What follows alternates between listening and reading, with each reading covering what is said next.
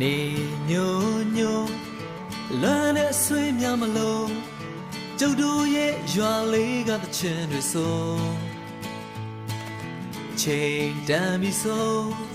စပါးကင်များမဲဆိုအိမ်ပြန်ချိန်ဆိုစနီးကြောလေးကကြို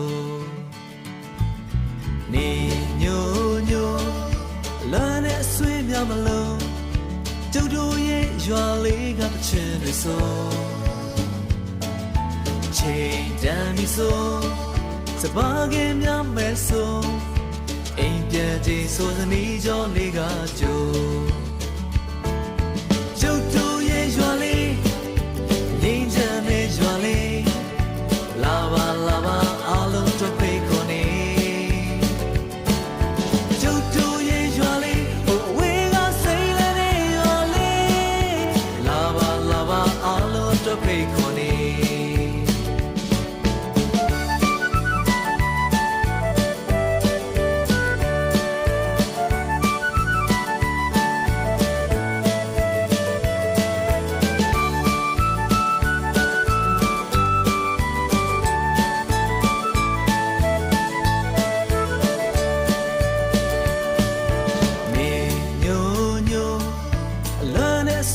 မလို့ကျုပ်တို့ရဲ့ရွာလေးကတချင်တွေဆိုချိန်တန်ပြီဆိုစပါးကင်များမဲဆိုအိမ်ပြန်ချိန်ဆိုသနီးကြောလေးကကြိုကျုပ်တို့ရဲ့ရွာလေးငြိမ်းချမ်းတဲ့ရွာလေးလာပါလာပါအားလုံးတို့ဖိတ်ခေါ်နေ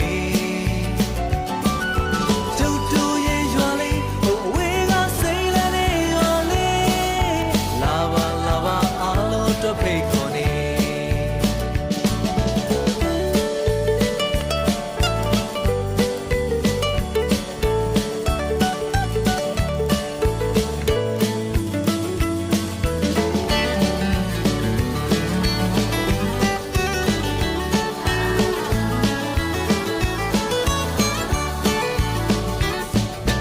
လူတွေဆို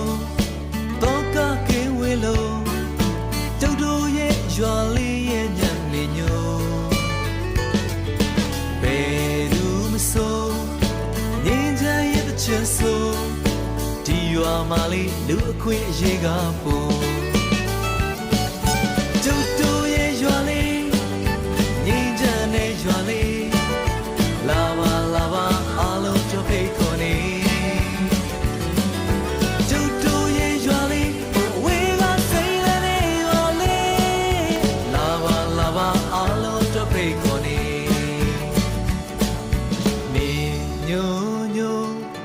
လွမ်းတဲ့ဆွေးများမလို့